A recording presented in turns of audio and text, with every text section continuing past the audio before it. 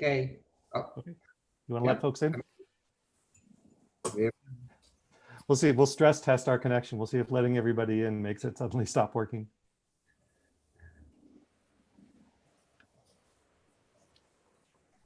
Hello, everyone. Yeah, hello, everybody.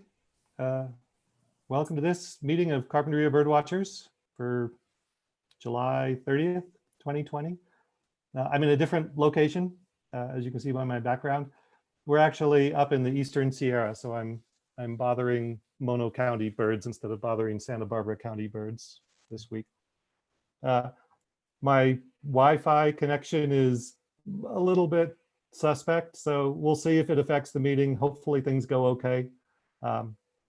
You know, apologies in advance if things get chunky, and you can just kind of be patient, and hopefully I'll come back if I disappear at some point. If not, your co-hosts are deputized to carry on as best they can. Co-host for this meeting will be Tom Bland, as usual, and Jenny Slaughter, and Laurel Luby is here somewhere, keeping an eye on the YouTube live stream. I'm just going to skip the usual boilerplate. Everybody's been through these meetings before, so you know how it works. And I have a lot of shorebirds to talk about. So let me see if there was anything in my checklist that I might be forgetting. So yeah, today we're going to talk about larger shorebirds, and there was the possibility that we would get Nick Letheby back to offer expert commentary, but he's out looking at shorebirds, I gather. So he may or may not be able to call in by phone. You know, Tom, if you can keep an eye on the participants list, if you see somebody who looks like a, you know, expert expatriate Englishman, let him in, and we can get Nick's insights. But otherwise, you're stuck with just me. There are a lot of shorebirds to talk about. I basically took all the bigger ones from with the peeps we had last week, anything bigger than those, you know, so the medium-sized to larger shorebirds that we get in Santa Barbara County. I ended up with 30 species, which seems like a lot. So there won't be a lot of detail. We're just going to go through them really quick. But before I start with that, does anybody have anything they want to share? Any neat birds they've seen lately? Brody, I see your hand is up. What do you have to share? I've put up a few more bird feeders at my house, and I've been getting house finches, lesser goldfinches, hooded oriole, scrub jays, white-breasted nuthatch, which I didn't know what it was for a while, but I just figured it out not too long ago. Cool. Yeah. That's great. That's one that I don't think I've ever had at my feeders. I've seen them on the trees on our street, but I've never had them at a feeder. Do they actually come to the feeder? Are they taking food from the Yeah, feeder? they come to the feeder. It'll usually eat the peanuts. Oh, wow. I mean, Yeah. a white-breasted nuthatch grabbing a peanut would be a sight to see. That'd be a lot of food for them to handle, but I'm sure they're capable of handling it. Yeah, they also sometimes like the sunflowers. Mm-hmm. Yeah, I've seen them do that, definitely. Yeah. I mean, not at my feeders, but I've seen them, you know, taking food that size. Okay. Anybody else have any fun sightings? Suzanne, I see you unmuted. Yeah. What do you have? Yeah, I was excited to see the Ruddy Turnstone here at Sands Beach. I saw your photos. Was that just today? Yeah, Mark Holmgren reported yesterday, and I went there today and saw it. So that's a pretty bird. Yeah, and it's funny for me, you know, for a few months now, there've hardly been any what I would consider chaseable birds because of my silly obsession with my county year list. You know, if a bird shows up that I don't have, I have to go chase after it, or I at least want to. Lately, I've been, you know, a little more restrained in that area, but there hasn't been anything to chase, so it didn't really matter. And now I leave town for a week, and of course there's something to chase, and I would definitely be looking for that Ruddy Turnstone because I don't have one for the year yet, and we'll talk about it tonight. We'll see some photos of it. But that's great that you guys saw that, and I'm excited. I hope it stays there. Sunday is the earliest I could go look for it, so hopefully it will still be there come Sunday. For you. Yeah. All right, Tom, I see you waving. We followed you because today we saw it. We went to Sands Beach and saw it today. Oh yeah, good. Yeah, it was really neat. That was the first time I've seen one. So. Mm-hmm. So this was on the west side of Campus Point, right? The Devereaux Sluice side, not the other side, the east side. It's the east side. It was the east side you saw it? Uh-huh. Yeah, right where the snowy plovers hang out. The west side. Which is the by west side. Where Deborah Blue comes out. By the- West. Where Okay. Deborah Blue comes out to the beach. Oh, that's right, that's right, yeah. That little pond is dried totally. Yeah, the dune pond. Yeah, I saw a note about that from Florence Sanchez today. So it's great. I could follow all the Santa Barbara, birding action, even though I'm not there. In fact, and today we were bird watching in Mono County, a place called Moran Springs, and I came across 2 Santa Barbara birders walking the road. It was just, apparently we're everywhere. Santa Barbara birders are. Okay, well, I'm going to go ahead and get started because there's a lot of species to talk about. If you have a question, feel free to unmute and just chime in. You can use the hand raise feature in Zoom. There's a way to like raise your hand and it'll show up in the participants list. That would be a better way to get my attention. If you wave at the screen, I may not see it once I'm screen sharing because I don't have access to that much video while I'm doing that, especially on my suspect Wi-Fi that I'm on now.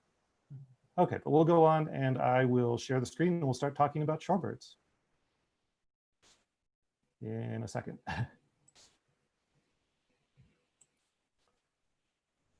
Okay, if I've done this correctly, you are seeing my screen with a bunch of shorebirds on it. Hooray. Okay, so we're going to talk about larger shorebirds and let's get right to it. So I've broken them up into a bunch of different groups. They're, sort of arbitrary, but I wanted to have a way of kind of keeping track in my head of the different groups. So the first group is the weird and distinctive group. So these are shorebirds that didn't really fall into other groups and are very different. Let's see. We have the histogram here from eBird. So again, shows you by the thickness of the green line how common that species is in eBird list during that week of the year. So you can see we have black-necked stilts pretty much throughout the year. Red-necked Phalaropes we get a bunch of in the fall, so they should be showing up in numbers soon. Wilson's Phalaropes, smaller numbers. Red Phalaropes, very significantly tougher to see. And then the American Avocet, again, they're out there, but you have to sort of hunt them down if you want to see them. All right, so we'll start with this species. Oh, and I do have audio, and this is going to be a little tricky because I don't have, again, as much screen real estate as I should. So let me see.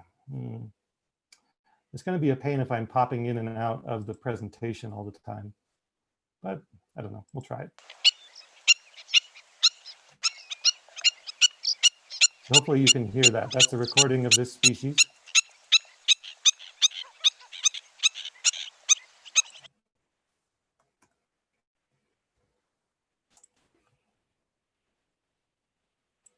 So I'm curious, by thumbs up, did that work for you? You've been seeing the slide, you could hear the sound? Okay, great, thank you. And this is, of course, the black-necked stilt, which is hard to mistake for anything else. They're stilts. They're very skinny, they're very tall, they look like this. They're fun birds. We gotta go fast, so we're gonna keep moving. To this species, let's see how, maybe I can do it this way.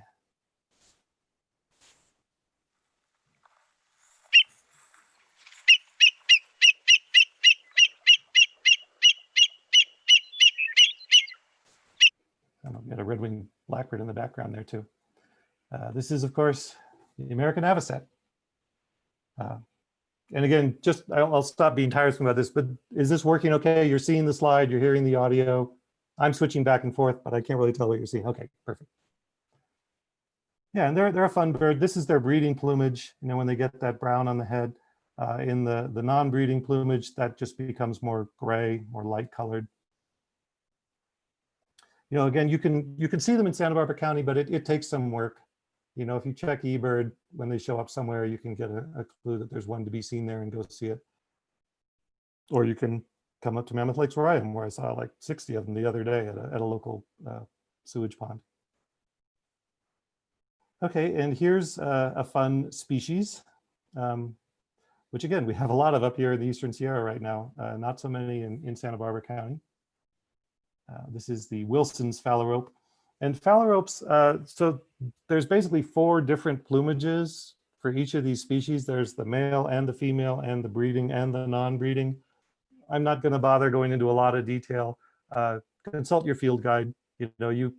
you want to, figure out which one are you looking at, which of those 4 flavors of Phalarope are you looking at, and some of them are kind of similar between the different species. But this is the Wilson's Phalarope.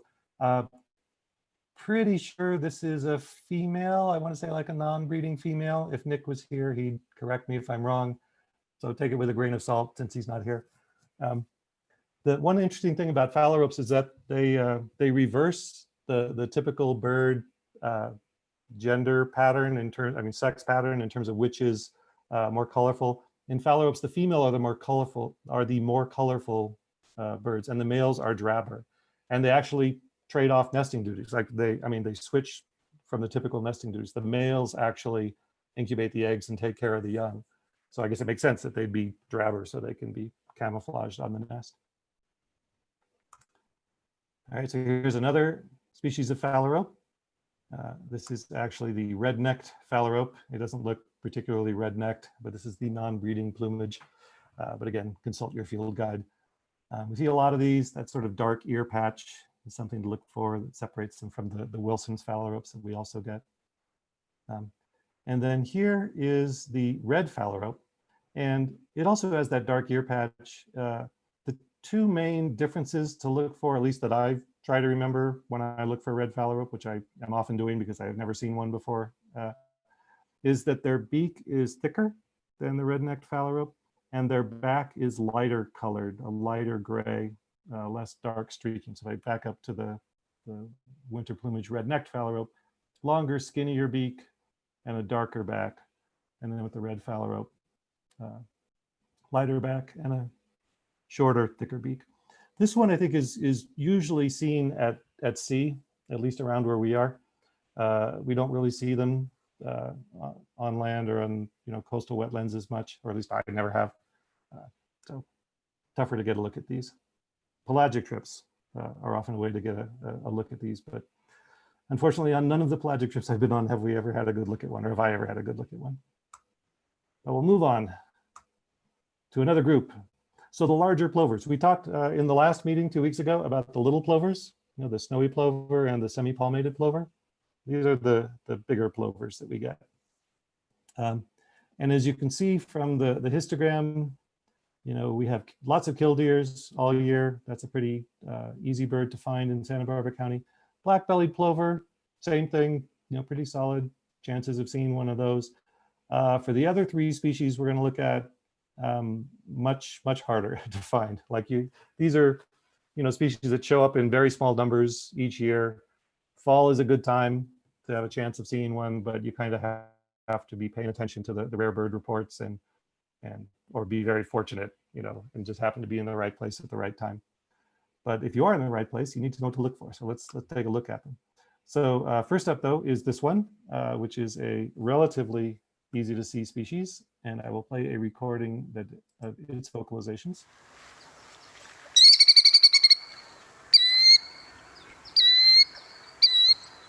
Something you hear a lot, and this is of course the killdeer.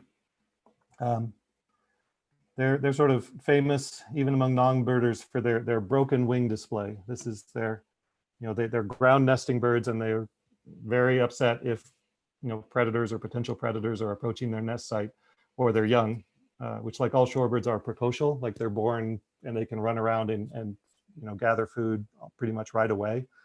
But they are on the ground and vulnerable because of that. So the parents will try and lure you away by fluttering its wings and looking real pathetic.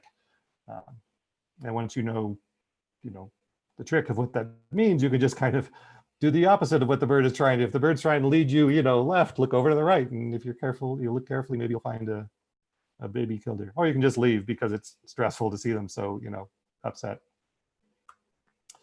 So here's another species that we get a lot of. And let me go ahead and play its recording.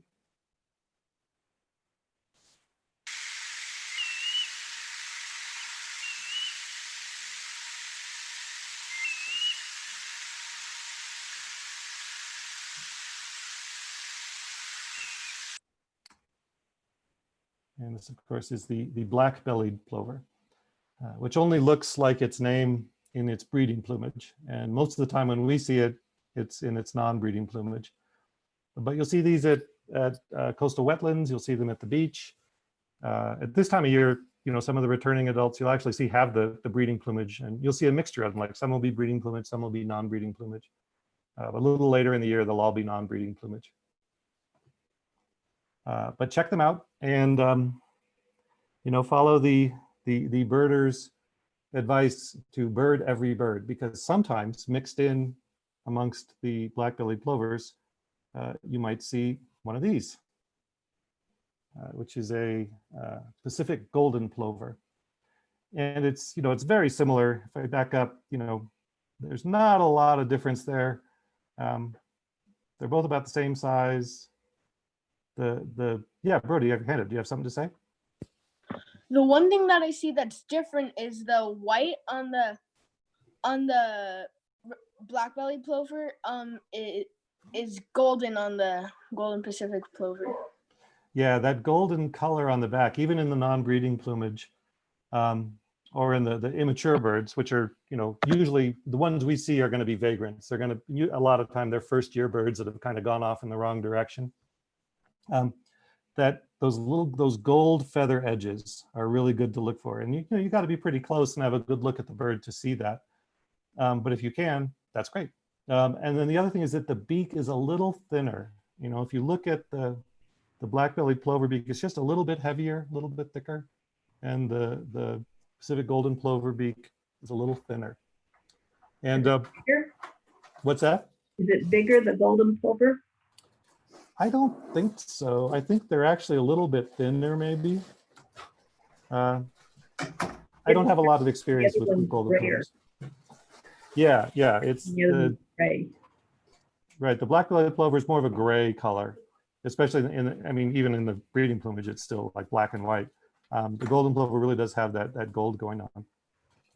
And I don't have any slides of the, sorry, my dog is contributing to the presentation. I don't have any slides of the American golden plover because it looks so similar to the Pacific golden plover that I wouldn't even try to distinguish them. At least not in I'm not expert enough. If Nick were here, I'd pester him for, advice on how to distinguish between the two species, the Pacific golden plover and the American golden plover.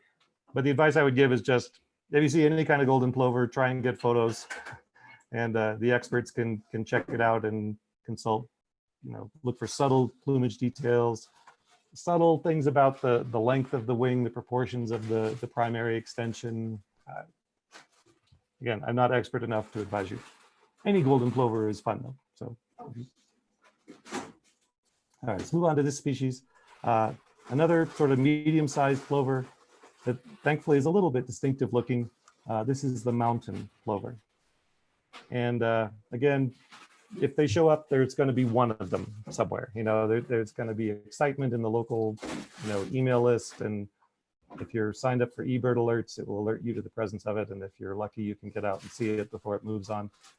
The only ones of these I think I've seen twice, and both times they were on beaches, local beaches. So if you're on the beach and you see a plover that looks like this, about the same size as a black-bellied plover, but very different, like it's very tan and that kind of warm brownish color, maybe you got a mountain plover.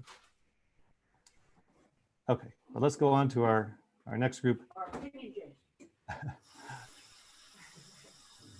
The large beachgoers. And these are birds, as you see from the histograms, we have almost all year. Certainly through the fall and winter months, we have plenty of these. They're all big, they're all relatively easy to identify once you get keyed in on the differences between them. So let's look at those differences. We'll start with this one. I think I'm not sure if I have a recording of this one or not. Let me see. Yeah, I do.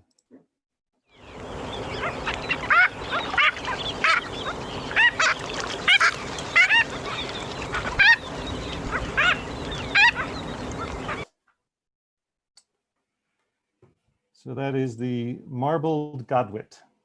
And the main thing to look for with it is the beak curves up, right? It's got a recurved beak. It doesn't go down, goes up.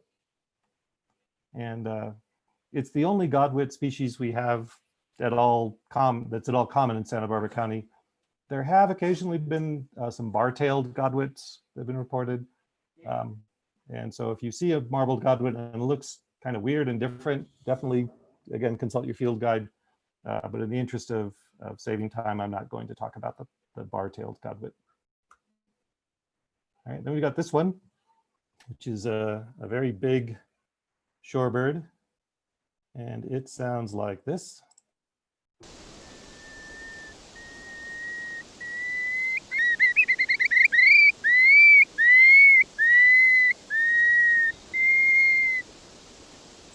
It's just such a cool vocalization. It makes me feel like I'm at a misty beach hearing that coming out of the fog. Now, this is the long-billed curlew. And because in this photo, the bird is sort of turned towards the camera, you can't even get the full effect of how long that beak is. But there is some individual variation too. But in a long-billed curlew with an especially long beak, it's just quite impressive how long their beak is.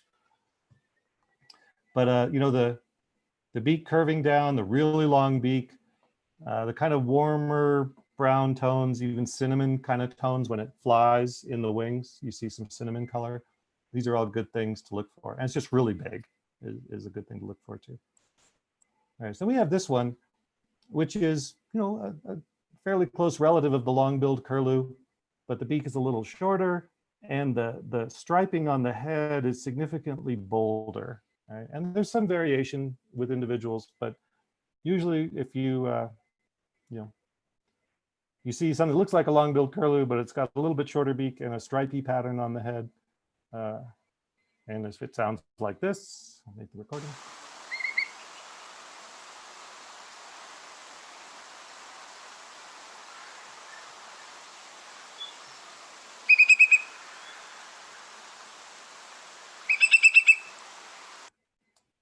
Then you are looking at a Whimbrel. And you know, these used to be kind of tough for me to tell apart from the long-billed curlews, but after studying them, you know, a fair amount, you get to where you can kind of pick up. There's enough differences between them, and we have enough of them around that I've seen enough of them to, you know, to get a good baseline to where I feel pretty comfortable these days between the two. All right, and then these fun birds, which again I think I have a recording of. They sound like this.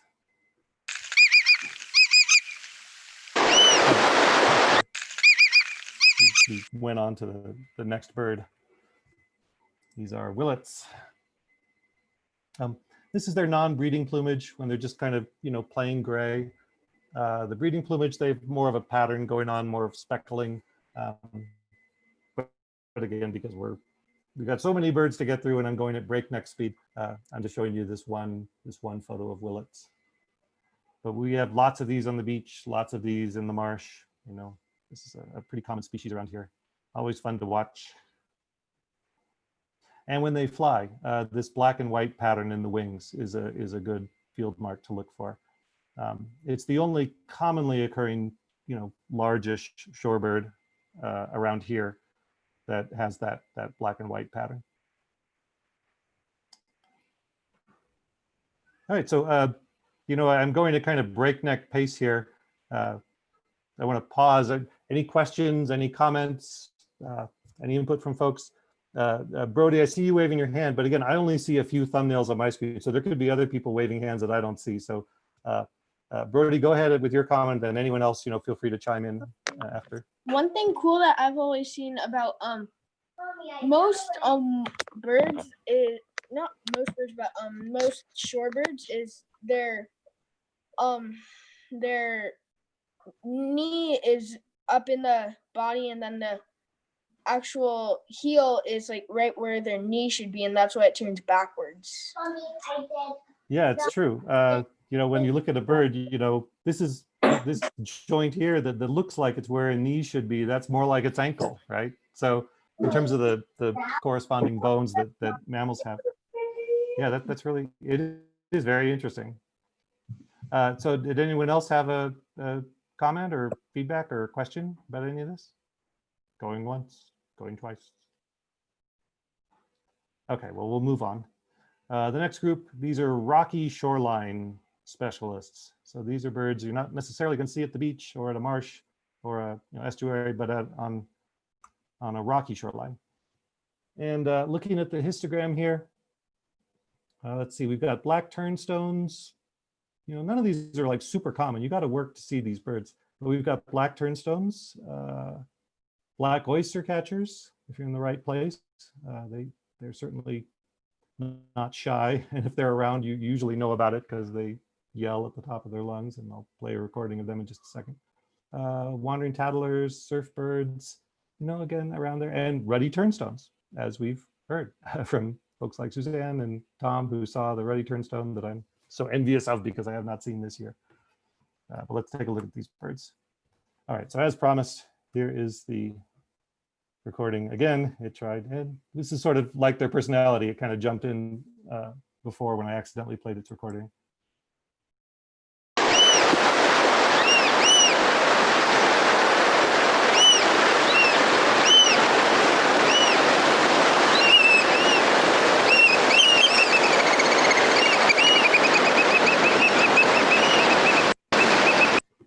I just get such a kick out of listening to them. This is the black oystercatcher.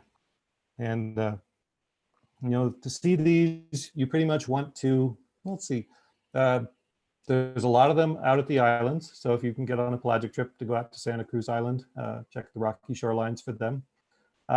We've had them around Carpinteria at the seal haul out location, you know, that little chunk of rocks right there by where the seals haul out near the pier, the Casitas Pier. Is a good place to see them sometimes if they're around. And then farther north along the coast, you know, you can get up to the shoreline. I saw some recently, I saw one or two recently when I was up, you know, when I went on my trip to Point Sal. And again, when I was at Surf Station near west of Lompoc, you know, so the northern part of the county, the coastline there is probably a better place to see them if you're really excited to see a black oystercatcher. But again, we do get them down here.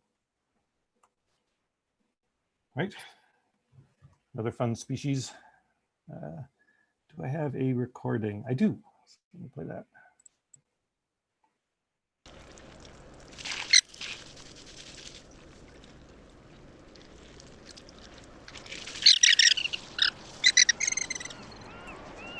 And this is a black turnstone. And turnstones have this kind of cool beak. It's sort of, you know, wedge shaped. It's kind of distinctive once you learn to look for it. And they do in fact turn stones. They go out there, they'll like turn things over to look for them, or they'll pry things open, or they're looking, you know, dig through tide pools and stuff. But they like to hang out on rocky beaches, and the ones that are all dark like this, or, you know, dark on the top, light underneath, are the black turnstones. And you know, good chance of seeing these. Again, check the rocky areas of the coastline around Carpinteria. It's a pretty good spot for them. All right, well, here we have the famous ruddy turnstone. This is more of its non-breeding plumage, which is, you know, more what we would typically see if we're going to see one. I know from looking at Suzanne's photos that you posted today that this one that you guys have up there at Campus Point has actually got a lot of its breeding plumage still, right? Still has the kind of the ruddy color, the reddish color on its upper parts. Anyway, yes, ruddy turnstone. So in the non-breeding plumage, you know, they'll often see them with black turnstones, but look for the one that has this kind of, you know, dark scalloped area kind of on the side of the breast. If you see that, good chance it's a ruddy turnstone, and, you know, browner back, not as just dark black as the black turnstone. The legs, I think too, I can go back up and look at the black turnstone legs. Yeah, the ruddy turnstone's legs are oranger, so that's something to look for too. Maybe quick. Yeah, Suzanne. Yeah, I wonder whether among all our black-bellied plovers we might have one of those. I don't know, because they look kind of similar. But on the other hand, they are more solitary, right? This turnstone, so it's. I'm not sure what you mean. So the I ruddy wonder turns. whether we just have a male or whether we have one of these. Oh, yeah. You know, I'm not even familiar with the sex differences. I could. So let me consult my Sibley app. I don't know.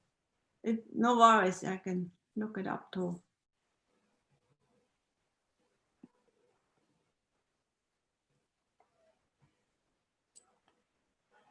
Yeah, it does show, it says the male is brighter, the female is duller. So they're similar in pattern, but I'm not obviously an expert in their plumage variations. It's an interesting thing that, because I'm into this sort of silly list obsession, I'm very focused on the rarities, and I spend a lot of time looking for these birds that I don't see a lot of. So I'm not very good at it. I'll see them and I'll be like, oh, I think it's one of these, but the fact is I'm not familiar with it, so I make misidentifications, and it's very embarrassing. Like this last week when I said that I had 5 Baird sandpipers at Ocean Beach Park, and this was right after we'd done our class where we talked about the Baird sandpiper. And even as I was even as I put that message on the SPCO birding mailing list, I thought, and I went and I looked and I said, I think they're sanderlings. And if only I could have had that insight, 30 seconds before, it would have been much less embarrassing. But that's how you learn, or that's how I learn anyway.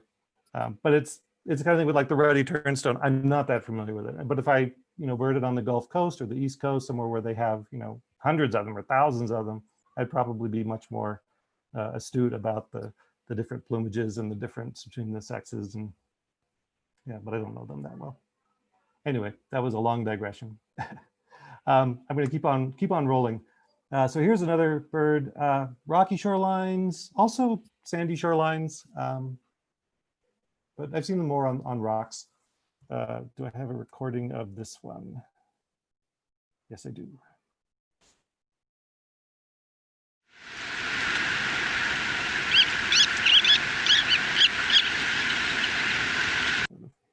Kind of generic shorebird chatter. This is a surfbird. And like with a lot of shorebirds, the beak is a really useful field mark to look for. The shorebirds all specialize in slightly different feeding strategies, and they have beaks that are adapted to their different feeding strategies. So, this sort of, it's almost like a plover kind of beak, right? It doesn't quite have the swelling at the end that a plover beak would typically have, but it's a sort of short, I've heard it described as a pigeon-like beak, which I don't think is quite accurate. I mean, pigeons don't quite have a beak like that, but it's this shape anyway. So if you learn this surfbird's beak shape, it will help you out when you see them out there climbing over the rocks. And these we do have in Santa Barbara County, not in big numbers, but watch your eBird lists if you want to know a place to go look for them. The breakwater at Santa Barbara Harbor, for whatever reason, is a really popular place for surfbirds to hang out. So if you go there, you kind of, don't go at high tide or when there's a high sea state, or you'll get wet because the waves will suddenly crash over the breakwater.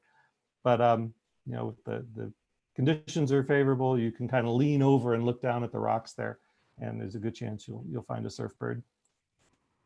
And then you'll also potentially find these. Andrew, I see you waving your hand. Did you have input? I get surfbirds and black turnstones mixed up, and I was wondering if we could just go back to the black turnstone quickly. To see so here's the surfbird. So it's not quite as dark, and the beak is similar, but a little different than the turn. The yellow underneath the beak like this one does? Yeah, I don't think the black turnstones do. So here's your black turnstone, and again the beak.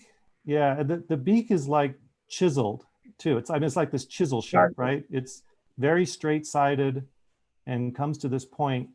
And if you look at the surfbird's beak, it's thicker to the end, and then it tapers off, right? It's not quite that straight chisel-y look.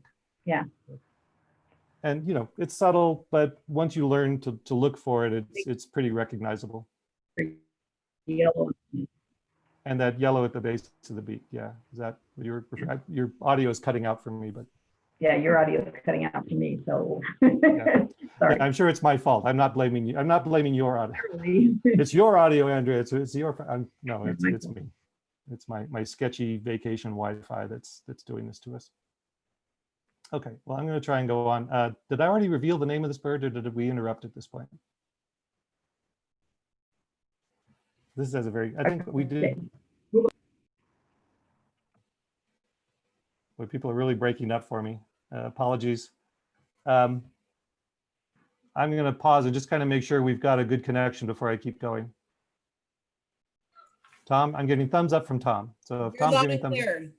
okay, good. All right, well, we'll keep on rolling then. So yeah, this species, which I think I have a recording of. Let me play what it sounds like. I lied. I don't have a recording. Okay, so we'll just look at it. I just like this bird's name. I think it's got the coolest name. This is a wandering tattler.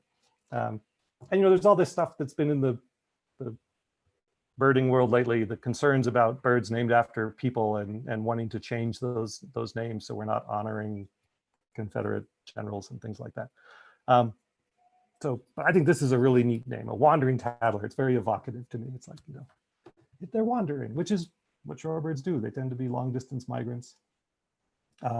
So these are again on the rocky shorelines. That one spot, the Santa Barbara Harbor breakwater, is a good spot to see a wandering tattler. I've also seen them in Carpinteria. You know, whenever you're walking the beach, check the rocks. You know, just give a real careful look because they blend in. You know, you look at these birds and think, oh, what an easy bird to see, but they're not necessarily easy to see if they're not moving around. They can be easily overlooked. So scan those rocks. All right, so we've got the final group. We've made it this far. And this is just a grab bag. It's an embarrassingly large group that I just threw in everything that was left. But they're medium-sized, beaches and mudflats. It's to me, it's just kind of a neat thing, the variety of shorebirds out there. Like you could just be a shorebird watcher and keep yourself busy, you know, all the time. You don't even need to look at any of those other birds because the shorebirds themselves have such neat variety. All right, here's our histograms for the last group. And let's see, going by which are the most easily found in Santa Barbara County. Looks like greater yellowlegs pretty much throughout the year, spotted sandpiper most of the year, long-billed Dowitcher in the fall and winter and spring, short-billed Dowitcher, you know, more just maybe a few sightings in the spring and then some more in the fall. Let's see, Dunlin are seeable, and Wilson snipe, you know, they're around. They're hard to find because they're just shy and they don't really, you know, hang out where they're easily seen. And then the rest are just kind of this grab bag of, you know, small numbers, vagrants. They show up. I don't think I would have seen most. I would not have seen most of the rarer birds in this group if it were not that I was playing this game with myself of, you know, getting alerts from eBird every time a bird I had not seen showed up, and then getting in my car at 4 in the morning to go out someplace to look at birds before work. But they are out there, and if you're, you know, willing to put in the effort, you can see them, especially in the fall. You know, fall is the next few months is the time. This is shorebird season in Santa Barbara County, so good time to get excited about it if you're prone to that sort of thing. All right, so let's talk about these two species because these are potentially kind of challenging. What we have here is the greater yellowlegs on the upper right, and then the lesser yellowlegs on the lower left. And they're very similar in terms of their pattern, where they occur. You know, you're going to see them at, you know, sometimes beaches, a lot of times at estuaries and marshes and mudflats. We have many, many more of the greater yellowlegs. So if you see a bird that's a yellowlegs, and these photos don't really emphasize it, but they have yellow legs. And if you see bright yellow legs on a sort of thin shorebird of about, you know, medium size, good chance you're looking at yellow legs. So the default assumption should be you're seeing a greater yellowlegs. But in the fall, there's a chance for you to see a lesser yellowlegs. And in certain places, at times, the lesser yellowlegs will actually outnumber the greater yellowlegs. Last fall, I think at Area K, this wetland up at UCSB, we had a bunch of lesser yellowlegs, and it was neat. You know, certain times at Devereaux Slough, there's been, you know, a fair number of lesser yellowlegs, I think. Anyway, they are potentially findable. The thing to look for, if they're standing next to a greater yellowlegs, it's actually pretty easy because they're smaller. You know, they're noticeably smaller, right? If the two of them are standing next to each other, it's pretty clear. Oh, that one's a smaller bird.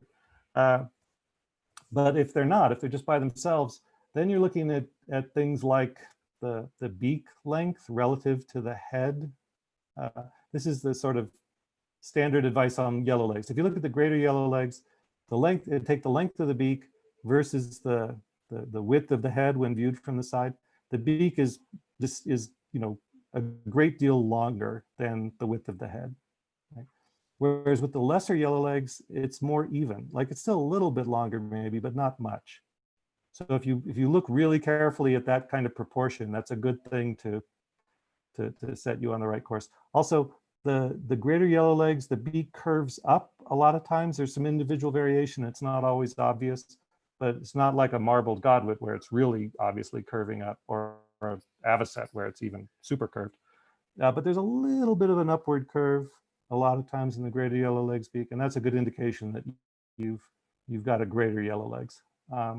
Lesser yellowlegs, straighter beak, not so much of an upward curve going on. And then the sound they make is really helpful. So let me play a greater yellowlegs. This is the one you're going to hear a lot more often because there's a lot more of them around.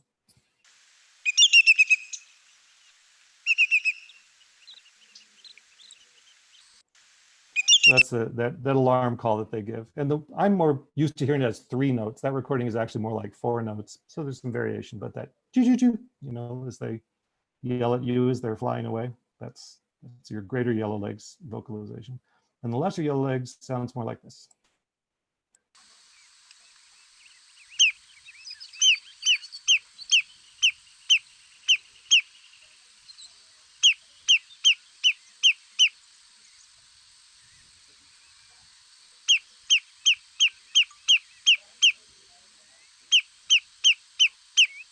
So the cadence is much slower, right? It's not that choo-choo-choo, and a lot of times they're just single notes. At least the times I've heard a lesser yellowlegs, it's just those single piping notes that it gives. Okay, I'm gonna move on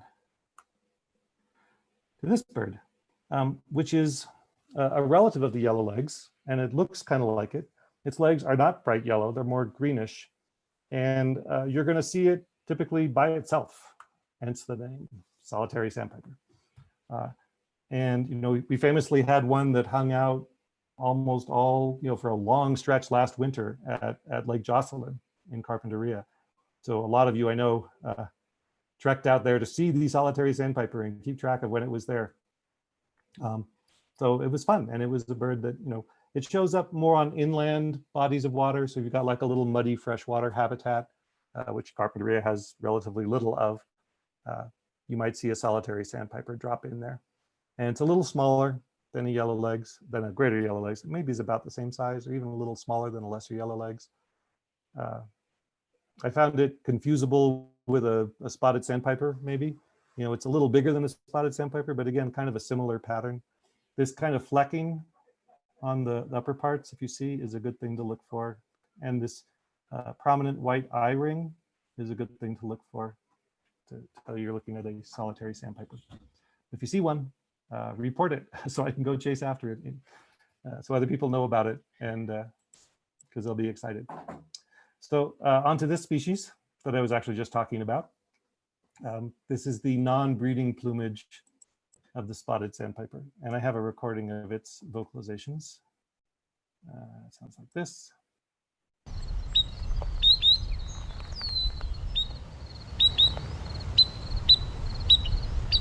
So that's there's another bird in there, but that's a spotted sandpiper that's upset about someone being close to its nest.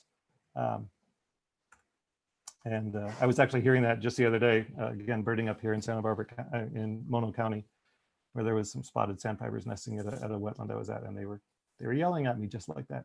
And they actually, in the breeding plumage, they have spots, which we do see in Carpinteria too, at the right time of year. But during the winter, this is what they look like. And the cool thing about them, I'm just going to skip it because I didn't set up the screen share to share video, and I'm not sure my connection is going to do a good job of it. But the point of my including the video is that if you see this behavior if you see a spotted sandpiper and you study them a little bit, you'll quickly learn their characteristic action, which is they bob their hind end up and down constantly. Like if they're walking along the shoreline and going, bouncing their tail up and down. It's a spotted sandpiper. All right, let's go on. Okay, so this species pair. So these are tough. This is the long-billed Dowitcher and the short-billed Dowitcher. I'm not even going to try and describe, plumage differences to look for. There are plumage differences you can look for. They're subtle. It helps if you have a really good view, if you're really close to the bird. The one that I've been able to successfully use to distinguish them is the first year, that is the immature short-billed Dowitchers have a particular kind of orange cross-hatching on the tertials, these feathers back here at the sort of hind end of the wing. Consult your field guide, take photos, and study them. The easiest way to distinguish them that I know of is by voice, because their voices are distinctive. So if you learn the vocalizations, that'll really help a lot. So here is, let's see what we're going to do first. Okay, so here is a short-billed Dowitcher vocalization.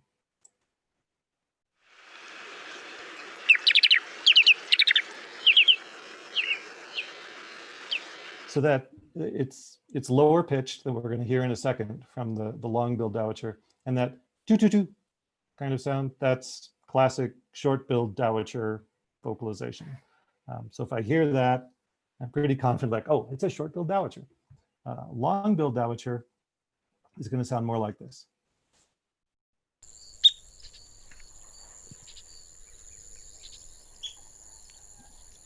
So these are individual notes, and then at the end of this recording, there's a flock of them, and it's coming up.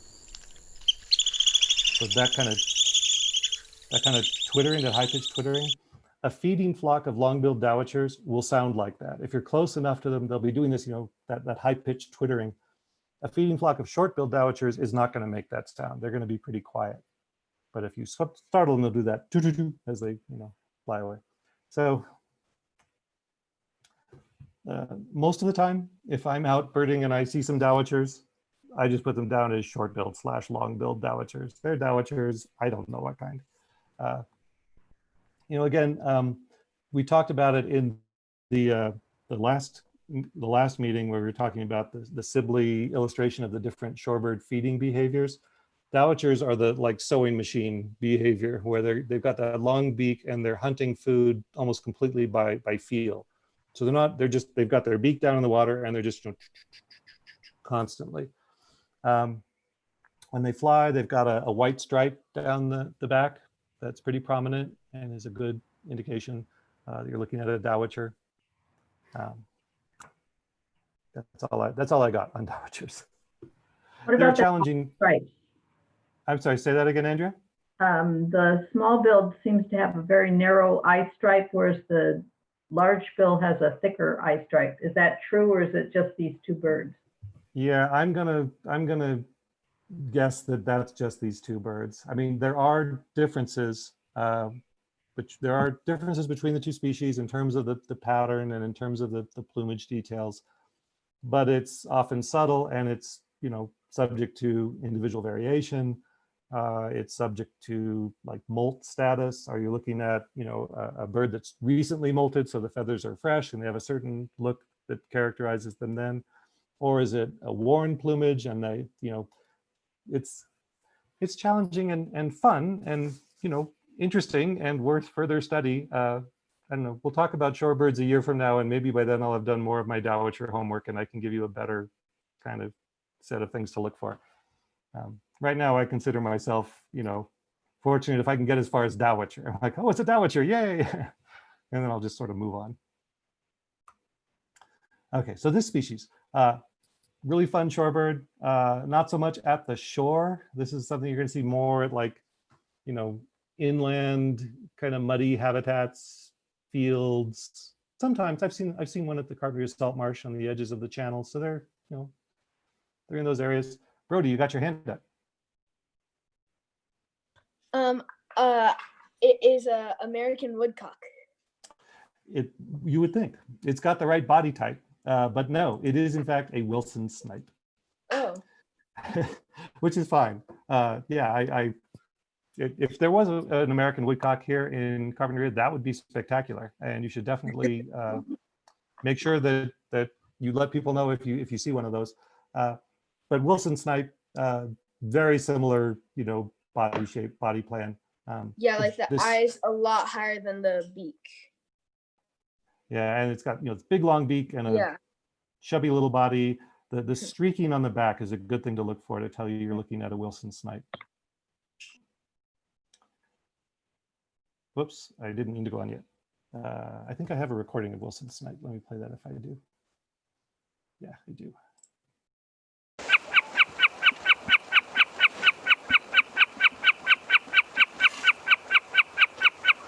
I thought that was a fun vocalization. I've never heard that I know of.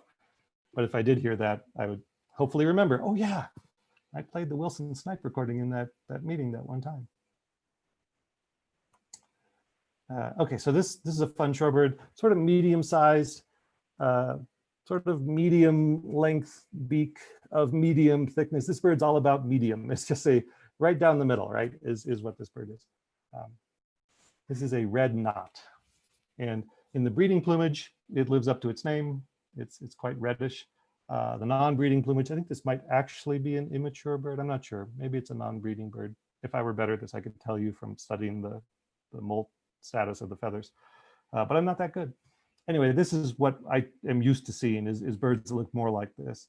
So sort of that standard shorebird plumage pattern where they're kind of,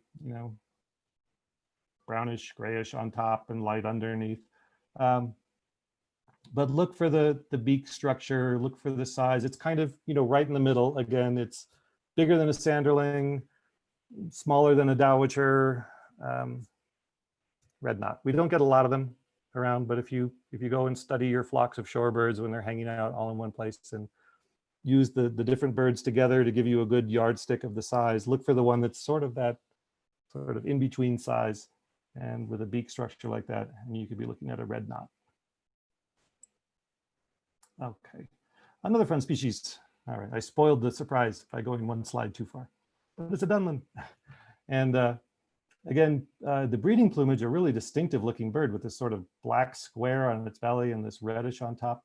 It's much more common for us to see them in their non-breeding plumage where they look like this. But the real thing to key in on for the Dunlin is this beak structure. It's kind of long and it's distinctly drooping. That downward curve of the beak, if you see that, is a good indication. They're a little bigger than peeps, a little bigger than sanderlings, but not too big. So sort of a smallish shorebird with that drooping beak. The Dunlin. We get them in the Carpinteria salt marsh. Sometimes we get them at the beach. I think I've seen them. Okay, so I put this bird in again, even though we had it 2 weeks ago, as a reminder to me when I asked, when I asked Nick if he could participate in this meeting, which I know he intended to do. I'm not saying that this is related to the story I'm telling, but he said, well, John, I'll show up and talk about these birds, but you have to listen to what I say, because he was mindful of the fact that, a day or 2 days after our last meeting where we talked about the Baird's sandpiper with its long primary extension sticking out past the tail, I submitted these photos of what were clearly sanderlings with wings that did not extend past the tail and tried to pass them off briefly as Baird's sandpipers. So this is here as my punishment to stare at this picture and remind myself, no, a Baird's sandpiper. So it's pretty small. It's a little bigger than a peep, but that long, thin, elongated body shape is a good thing to look for. Those long wings that stick out past the end of the tail. It's your Baird's sandpiper. And also, if you see 5 of them in Santa Barbara County, probably not a Baird's sandpiper. If you see one in Santa Barbara County, you're probably going to see 1, maybe 2, I don't know, but 5 would be spectacularly unlikely. And this is a fun sandpiper. It's about the same size as the Baird's sandpiper. It's kind of elongated like the Baird's sandpiper. It's got yellow legs, which is kind of unusual amongst our local shorebirds. A little bit of a droopy beak. This buffy pattern on the breast with a pretty sharp line between the white lower belly and the buffy patterned breast. This is in fact a pectoral sandpiper. In a way, it's kind of like a giant stretched out least sandpiper, with the kind of brownish coloration that I'm used to thinking of least sandpipers as having, and this kind of brownish breast, and then the yellow legs. So if you see what you think, in terms of those features, sounds kind of like a least sandpiper, but it's clearly too big. Might have a pectoral sandpiper. I think the one that I remember seeing, which was again me chasing an eBird report, was at the Andre Clark Bird Refuge up in Santa Barbara, and it was just for several days it was kind of working its way along this muddy shoreline in this one part of that location, and people were seeing it, and I went there for a few hours and didn't see it, and as typically happens, I had given up and was leaving when I gave one last look, and there it was. So, haven't heard of any of these showing up this year, but hopefully we'll get some. And if we do, I will go chase after it. Quizzes. So I have a few quick quizzes to cover what we've talked about and see how you guys do. So Brody, I see you smiling. Are you willing to be put on the spot? Are you willing to try and solve these quizzes? Yeah, sure. Yeah, okay. So what do we have here? Who has a guess what we have here? And this is actually relevant to the question we had earlier, right? Okay, Brody, what do you think? Spotted sandpiper. Well, it does have spots. So it is technically true that it is a spotted sandpiper, but its name is not spotted sandpiper. Andrea, you have a Surfbird. The one yeah. on the left is a surfbird. Is The one on the left made of black turnstone? Yes, you got it exactly right. So, and this is the thing, were you the one who was asking about this earlier Yes. in this meeting? Yeah, okay, so clearly you have correctly internalized that wisdom because you can pick them out when you see the two of them together. And this is a good example of the difference in the beak shape, right? This is your sharp chisel, and here's your not quite so sharply chiseling beak. And there's a difference in the color too. Okay, let's go on to our second and final quiz. All right, this is a tricky one. I will take input from anyone who wants to say, name one of the species you see there. There are in fact 4 species represented on this rock. 4 different species of shorebirds on this one rock. That's a black turnstone again. Sorry. Yes, Suzanne is correct. There are 2 black turnstones at the back. This one and this one are black turnstones. So we've got 1 out of the 4. All right, what else do we have?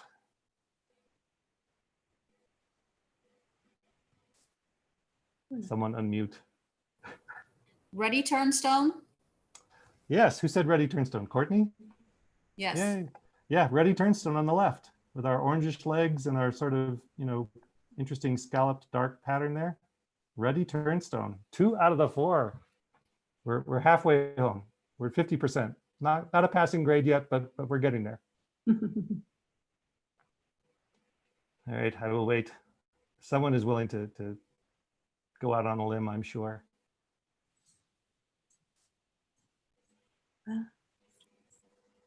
Maybe no one is. Or maybe my connection is frozen. Surfbird. Surfbird. Brody is correct. We also have surfbirds. 3 surfbirds in front. And yeah, I think my connection is being spotty, so maybe someone's already said it, but what is this 4th species? Black-bellied plover. Yes, that sounded like Laurel. Black-bellied plover. Yay. So that's what we've got.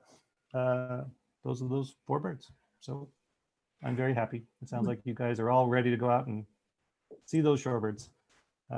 Okay, that is it for the presentation. We made it all the way. Thank you. Thank you to the providers of my internet service for not completely shutting us down. Question for you, John. Yeah, questions. What is a good book field guide for shorebirds to use in Santa Barbara? Well, I am a Sibley man, born and bred. I like the Sibley guide. There is the Shorebird guide, I think it's technically called. And because I'm not in my home office, I can't grab it off the shelf and wave it at you, but I think I did wave it at you in the last meeting. It's a great guide, and it goes into tremendous detail with photos of all of the species you're going to see. Those are the 2 things that I rely on mostly for shorebirds. I'm sure other people have other things they use that are good as well. If anyone else wants to chime in with a suggestion, I'd be interested in hearing it. Or if not, people have other questions or other input.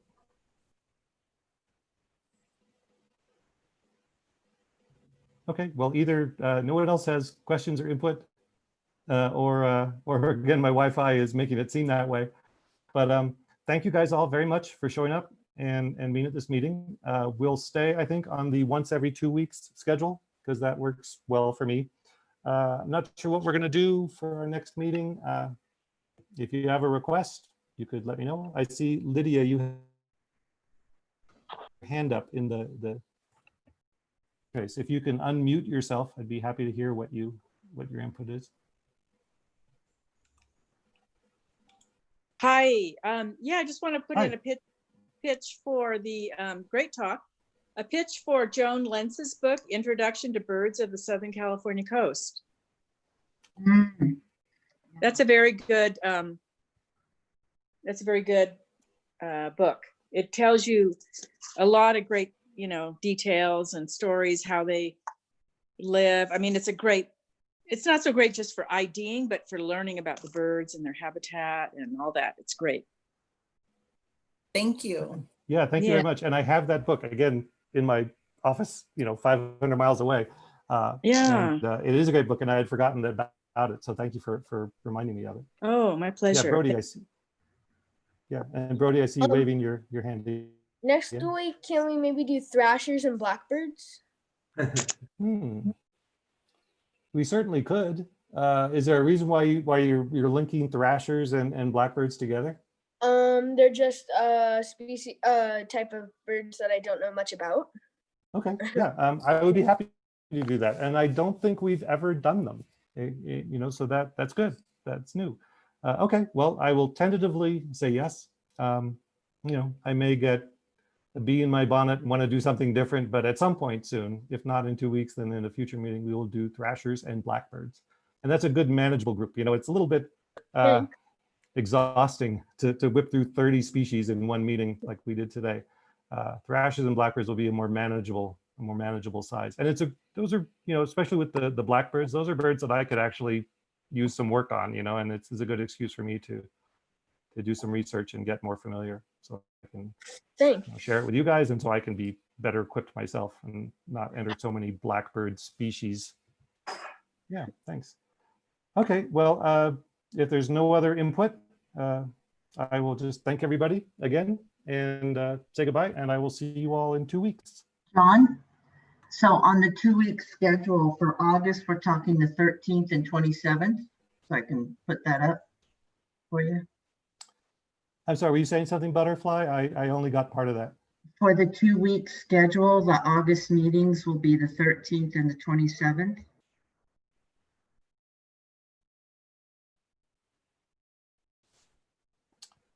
That sounds correct, yes. Okay. And whatever, not next Thursday, but the Thursday after, and then not the Thursday after that, but the Thursday. So every 14 days. Okay, I'll make a new. Okay. Okay, well, thank you very much, Butterfly. Yeah, thank you for getting that posted, and it's really helpful. Okay, thank you, everyone, and I will see you all in 2 weeks. Thanks. Bye. Bye.